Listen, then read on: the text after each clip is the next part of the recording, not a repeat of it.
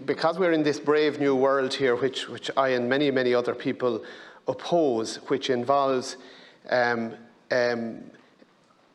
frankly, a commodification of children as many people see it, and a deprivation of the rights of women.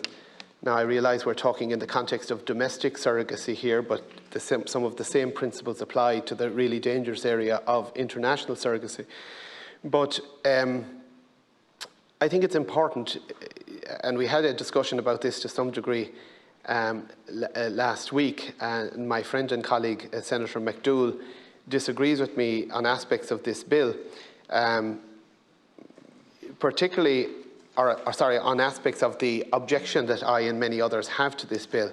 I think it's one of the phenomena of modern times that, in many ways, the contradictions in people's thoughts, that the human embryo is considered something that can be disposed of, that can be created in surplus, that can be experimented on, that can be stored, and that can be eventually destroyed.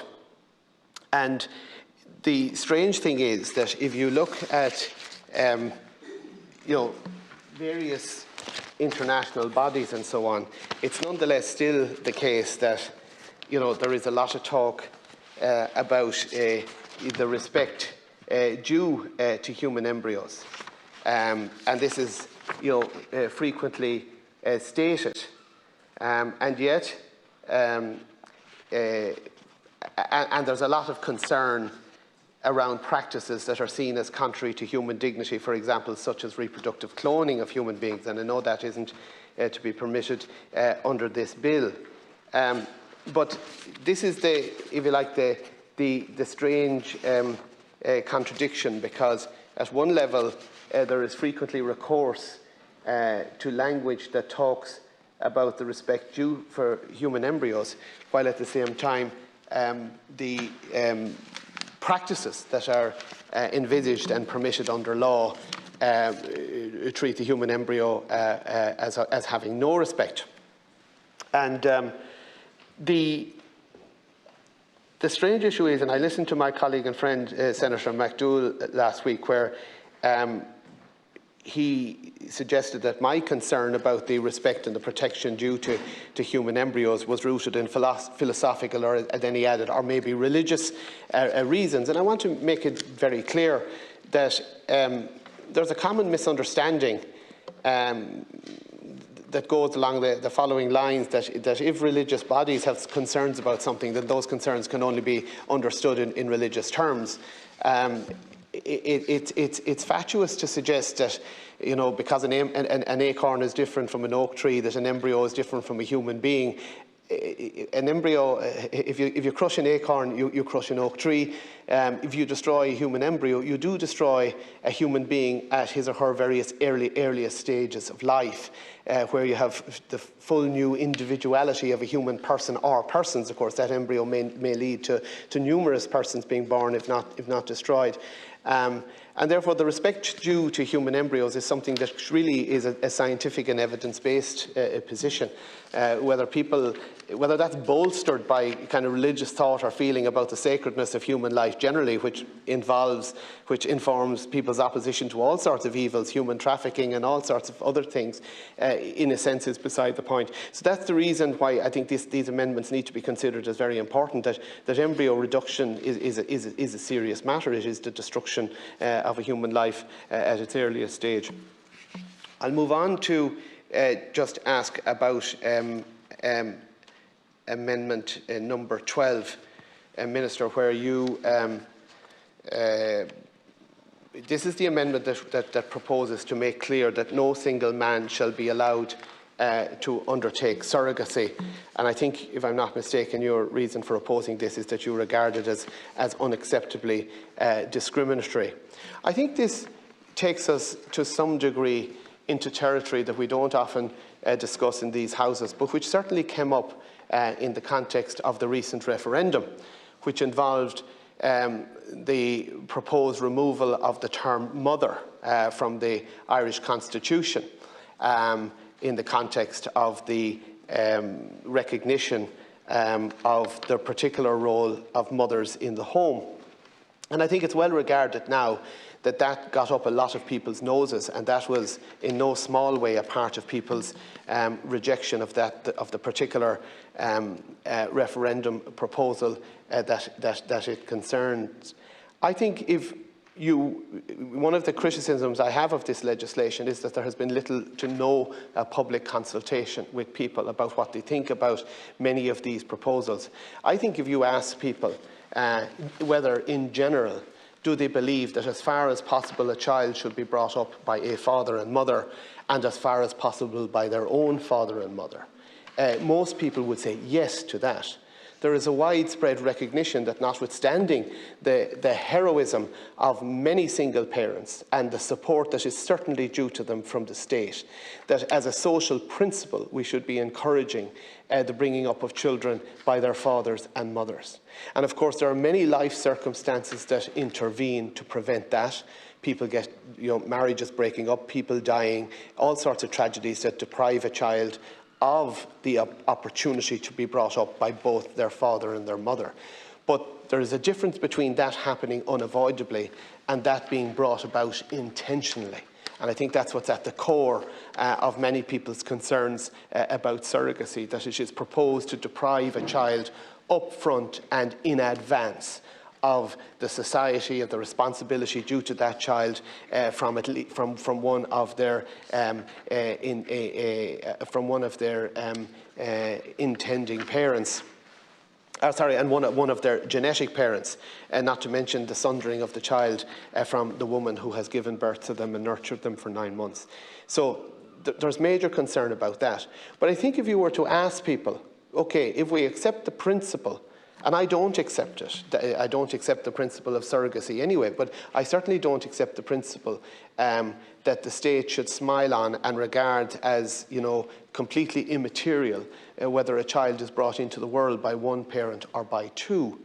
But if you were to ask people which would they prefer, that a child would be brought into the world by a single commissioning mother, okay, who for whatever reason is bringing a child into the world using a donor sperm and so on, and or by a single commissioning father, I think most people would say that I think you would have much more opposition to that. And there I think you understand that there is something special in the public mind about the role of mothers in particular. And I'm the first to stress that we need to talk much more in our society about the role of fathers in their children's lives and the consequences to children when they don't have fathers in their lives. And we've been afraid to talk about that in the way we need to talk about it. But at the same time, I think there would be a much greater sense of opposition to the idea that it would be intended that a child would never have a mother in their life. I think there is something profoundly offensive in that, in particular. And I think talk about equality and discrimination just doesn't cut it when we talk about the realities of what is due to a child. And I certainly have no hesitation in saying that if I were to, and this is recognised in all sorts of indirect ways. For example, in our family law, in the context of custody, custody is generally accorded to the mother. There is a reason for that. There are injustices to fathers in family courts, but there is a reason why courts generally accord custody to the mother. So, this kind of sterile language of non-discrimination, while it claims to some kind of virtue, it's the opposite. It's the denial of what most people would regard as common sense. And therefore, I think there should be a public debate about whether it is unacceptable discrimination to say that it's better to contemplate a child being brought into the world by a single mother than by a single father, as is permitted under this legislation and enabled by this legislation. I think we should have a real public discussion about that. And that's the one I won't say criminal, but absolutely one of the absolutely disgraceful things about this legislation is the lack of public consultation.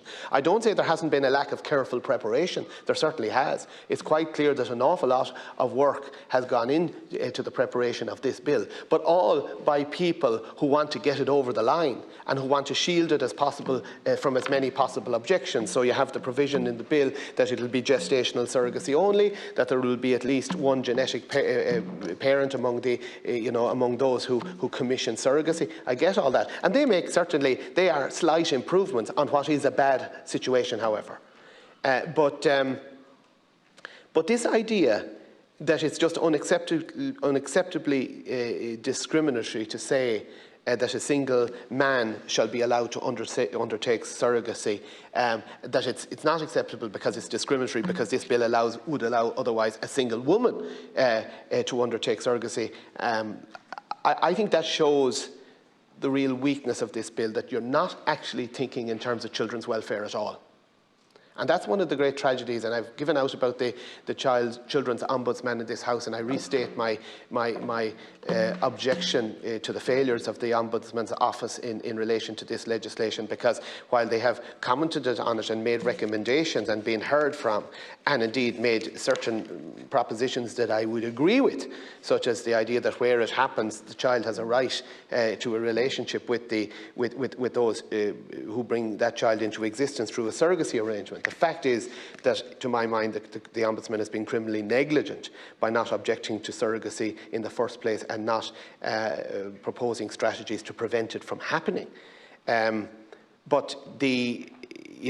here is yet another failure, that the Ombudsman isn't even interested in vindicating the idea that the child would have a mother in his or her life.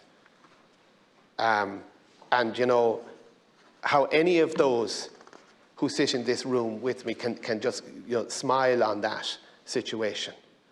It beats me, quite frankly. And I tell you one thing, if you put that question to a referendum, 80-20 would vote that we shouldn't be enabling arrangements that would deprive a child of a mother deliberately, and of ever having a mother in their lives.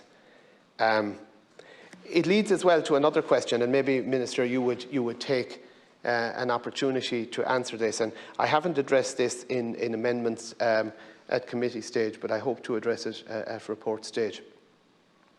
And that is this. Under the provisions of the Gender Recognition Act, a person may have their preferred gender.